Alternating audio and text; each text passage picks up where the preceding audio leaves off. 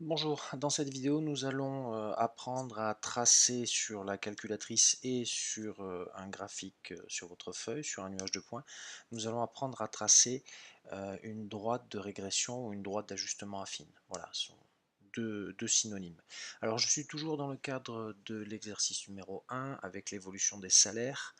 Dans la vidéo précédente, je vous ai montré comment, à l'aide de votre calculatrice, vous pouviez obtenir l'équation de la droite d'ajustement, hein, qui est ici, donc y égale 44x plus 1608, sachant évidemment que les coefficients ont été arrondis. Voilà.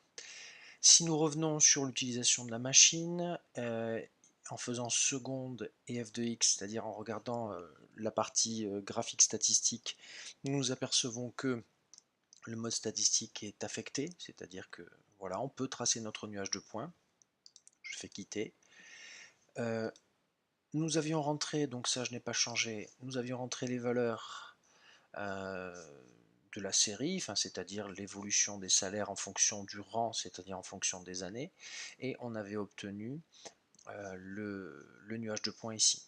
Alors comment est-ce que l'on peut rapidement tracer euh, la, cette droite d'ajustement, parce que son équation, nous verrons dans une autre vidéo comment par le calcul on peut utiliser l'équation, mais aussi on peut faire des estimations ou des extrapolations graphiquement. Alors comment est-ce qu'on va faire pour tracer la droite?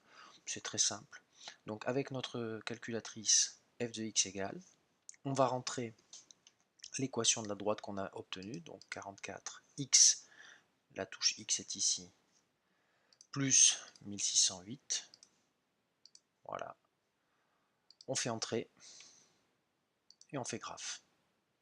Et on s'aperçoit que notre calculatrice trace directement la droite de régression, et on s'aperçoit que c'est effectivement la meilleure parce qu'elle passe par 1, 2, 3, 4 points et qu'elle est quand même relativement proche des 4 autres points.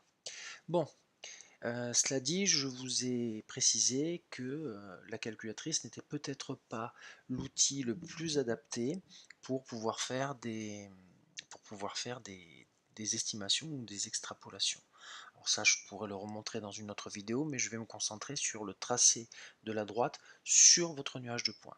Alors, je ne vais pas refaire le nuage de points en lui-même, mais je vais vous montrer comment est-ce qu'on peut faire. Pour tracer une droite, eh bien, il faut deux points.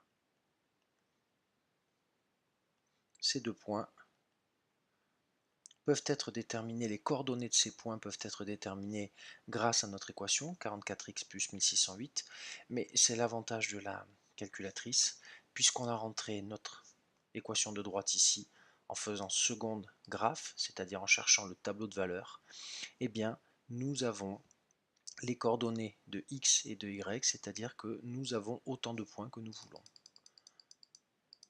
Voilà. On peut même aller au-delà. Bon, ça sert à rien. Il suffit dans cette liste de choisir deux points. Alors, je vais prendre le premier, hein, le point A, qui a pour valeur x égale 1, le rang 1, et son ordonnée 1652.